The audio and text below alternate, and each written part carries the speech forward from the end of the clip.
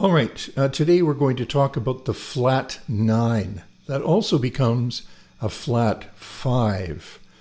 So let's just take a look at a dominant 7th chord or a dominant 7 arpeggio. And now we're going to take a look at the flat 9 in relation to that dominant 7th arpeggio, which gives us flat 9,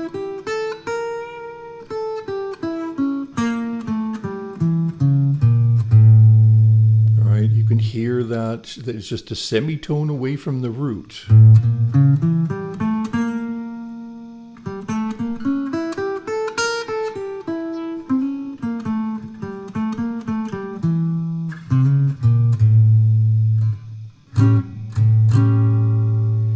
Okay, now I'm playing A7, which I assume wants to go to the 1 chord of D major, right? And so let's add the related 2 chord, which gives us E minor, to A7, to C major.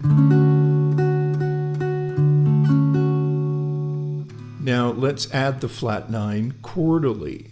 So if I take the root away from the dominant 7th chord, and I put the flat 9 on top, I end up with a diminished 7th chord. Let's do. I also can. I also end up with a cool chord like this 13 with a flat 9, which is just lovely.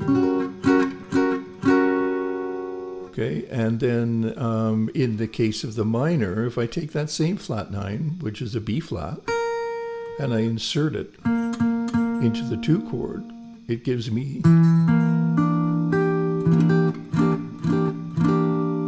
minor 7 with a flat 5. Now if I do play a minor 7 with a flat 5 to 13 with a flat 9, I can return to. Now where do we get that flat 9? Because we don't get it out of the key of D major, right? But we do get it out of the key of D minor.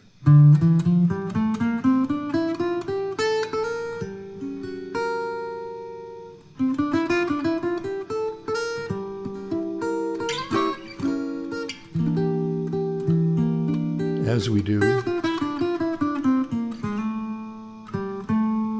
resolution major.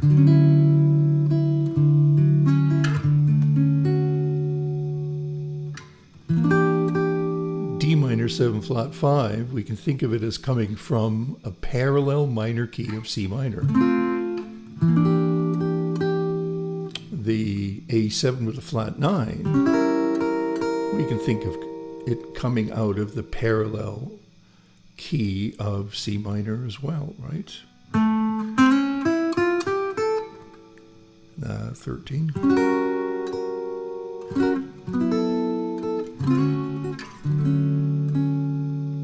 So that single note has some really profound implications, not only against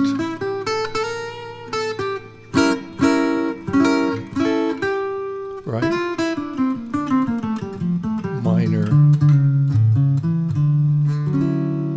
right? Then the profound implication is that it's implying that we're playing in major and minor at the same time. Now, I know that might sound weird, but that's very common in jazz harmony. It's not just one key that we're playing in, a major key. We're playing in a composite key very often. And that composite key is a composite of a major and its parallel minor, right?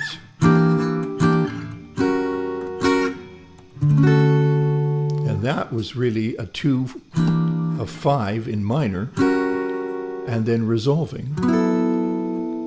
Now, if with that A flat, you may want to, and this minor 7 flat 5,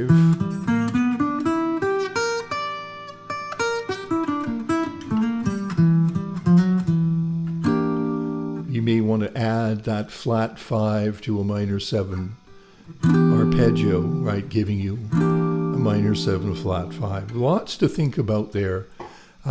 The idea of composite harmony, the idea of parallel major and minor, and that in fact in jazz we're dealing with composite keys that are neither major or minor.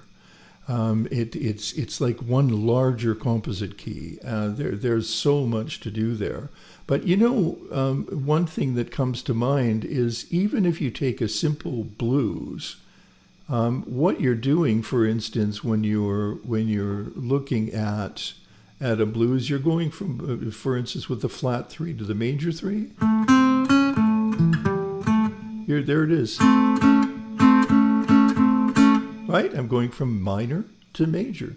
It's already all happened, and that's where theory comes in and is of interest, in that it can explain these ideas, and then you can take those ideas and apply them to your playing. Try that out.